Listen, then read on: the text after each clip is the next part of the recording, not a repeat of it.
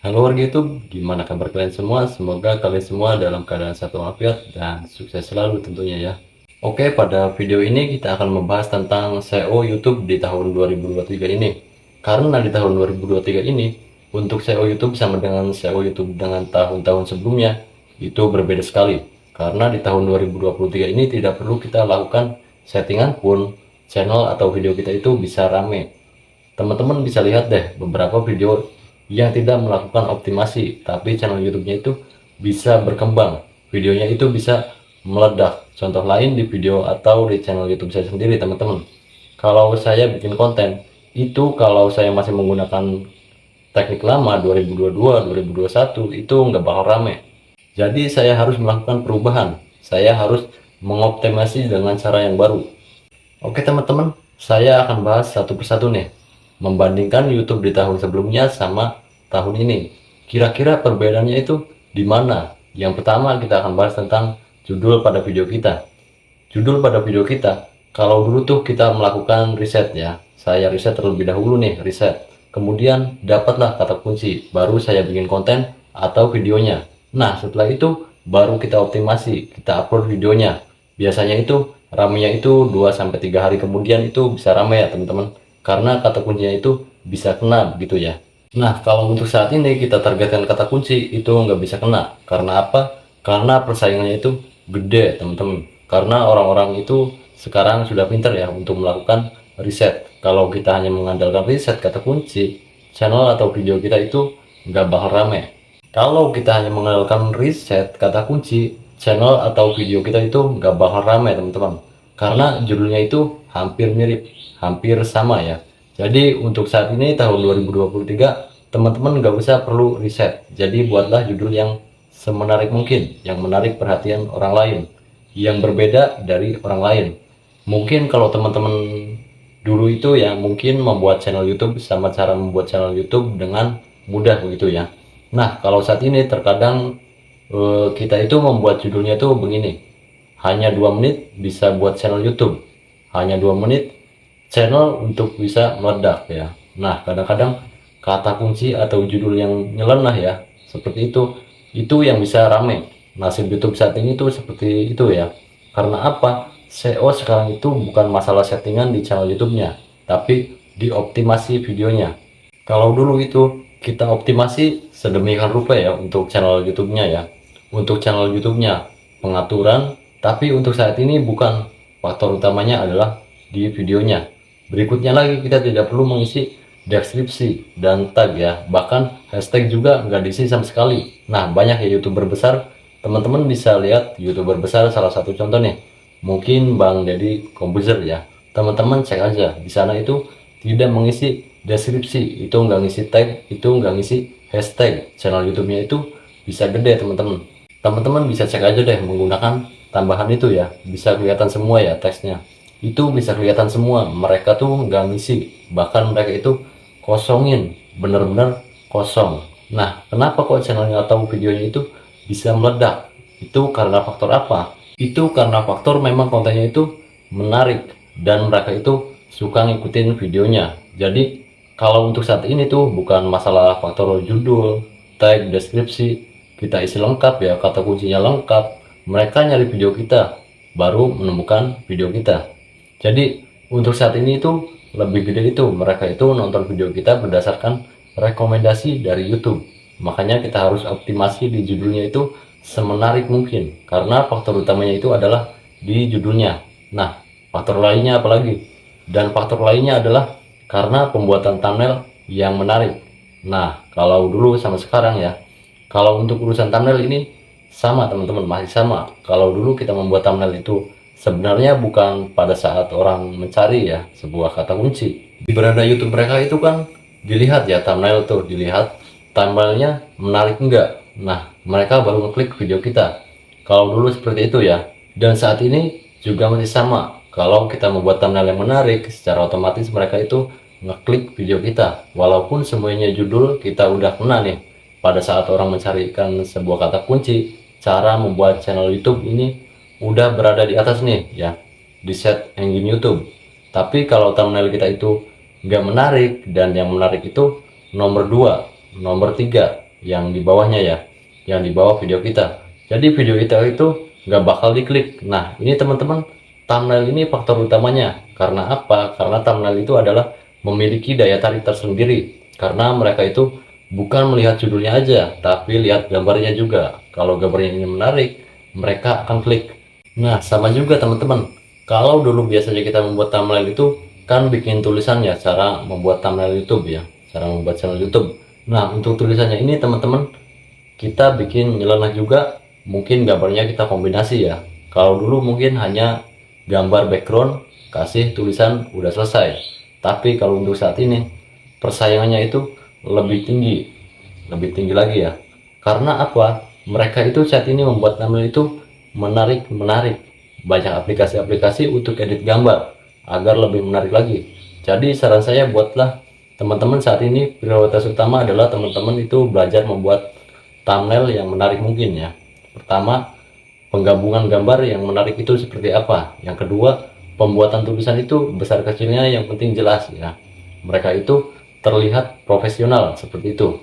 Jadi teman-teman, kalau kalian itu bikin panel itu nggak boleh sembarangan ya, karena faktor utamanya itu adalah di thumbnail.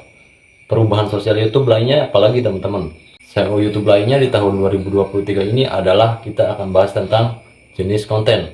Kalau dulu pada saat saya konten pertama ya 2018, 2019, 2020, pada saat saya konten pertama, konten saya itu bisa campuran. Bahkan dalam satu channel YouTube saya itu jenisnya itu bisa sampai 5 sampai 10. Saya targetkan dengan kata kunci tertentu. Video-video saya itu bisa rame. Tapi kalau saat ini nggak bisa diterapkan teman-teman. Kalau kita membuat konten atau channel YouTube yang campuran, maka rekomendasi YouTube kita itu akan macet, bahkan nggak bisa jalan lagi ya. Karena apa? Karena pihak YouTube ini saat ini tuh bukan hanya berpatokan di satu video, semuanya satu video kita bisa viral nih, habis itu video lainnya ikut-ikutan viral, nggak bisa. Karena untuk saat ini itu saling terkait rekomendasi. Itu bisa jalan karena konten kita tuh saling terkait. Misal si A nonton video si B, nah pada saat si A nonton video si B, ini video si B pada saat ditonton pertama kali, satu video ditonton, video lainnya itu bisa muncul di berandanya channel YouTube si A ya. Nah, pada saat muncul di berandanya, karena jenis kontennya ini beda-beda, karena si A ini sukanya tutorial YouTube, sedangkan yang muncul itu yang lainnya ya, misal tutorial mancing, mereka itu nggak akan nonton nih, dia nggak akan nonton channel atau videonya tersebut lagi teman-teman. Nah, disinilah yang menghancurkan sistem rekomendasi YouTube. Rekomendasi YouTube itu apa sih? Pada saat video kita muncul di beranda, disodorin nih ke orang-orang, para subscriber kita ya, tapi mereka itu hanya melihat terus di scroll ya, di scroll itu udah gitu sama YouTube ya. Kalau nggak diklik itu hitungannya sistem rekomendasi kita itu turun. Nah, makanya saya bilang teman-teman, saran saya wajib kita membuat konten satu nice, karena saat ini itu persaingannya lebih tinggi ya. Jadi kalau persaingan sudah lebih tinggi, kita harus membuat konten yang lebih spesifik. Yang lebih spesifik ini dalam artian kita bikin konten itu satu nice. Satu nice pun kita bisa bikin konten-konten yang lebih terperinci, lebih lengkap seperti itu. Jadi mereka itu saat melihat video kita ya teman-teman, mereka itu mungkin akan berpikiran seperti ini. Jangan ngecek di channel YouTube-nya saya lah, karena bikin kontennya itu campur-campur. Hari ini bikin kontennya tentang tutorial YouTube, besok lagi bikin konten tentang mancing ya misalnya, besok lagi bikin konten tentang apa lagi ya. Jadi buat teman-teman, untuk channel saya ini aslinya adalah konten tentang tutorial YouTube ya. Kalau ada konten-konten yang lainnya tentang konten mancing misalnya ya. Nah, kemudian yang mempengaruhi YouTube lainnya apa? Yang mempengaruhi sistem rekomendasi YouTube lainnya apalagi nih? Yang mempengaruhi sistem rekomendasi dan SEO YouTube adalah kita share video kita di media sosial. Itu menghancurkan atau itu membuat macet sistem rekomendasi YouTube kita. Kenapa saya katakan bisa membuat macet? Teman-teman cek aja di YouTube Studio ya. Cek di YouTube Studio, pada saat kita sudah men-share video kita di sosial media, channel YouTube atau video kita itu bisa berkembang atau tidak, statistiknya itu bisa naik enggak ya, itu biasanya macet teman-teman, bahkan nggak bisa berkembang lagi. Tapi beda lagi kalau kita dapat view itu secara alami. Mereka itu datang secara alami ya.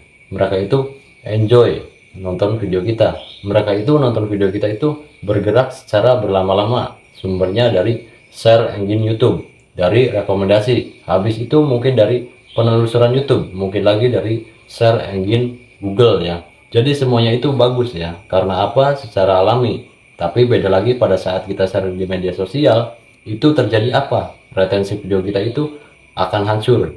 Biasanya mereka-mereka itu yang nonton dari sosial media, ya dari media sosial, mereka itu hanya sekilas, habis itu mereka nutup lagi. Jadi saran saya untuk SEO di tahun 2023 ini, teman-teman jangan lagi share channel YouTube ya, atau video kita di media sosial. Udah stop ya, biarkan saja secara alami. Nah, yang mempengaruhi YouTube lainnya, apalagi nih, yang mempengaruhi SEO YouTube lainnya yaitu tentang subscriber dan jam tayang YouTube ya. Kenapa jam tayang YouTube itu tiba-tiba hilang sendiri ya teman-teman? Kenapa subscriber kita itu saat ini mudah untuk masuk spam dari sub for sub? Jadi saat ini tuh beda sama tahun-tahun dulu ya teman-teman. Kalau dulu itu melakukan sub for sub itu mudah sekali. Bahkan untuk mendapatkan 1000 subscriber itu mudah sekali teman-teman.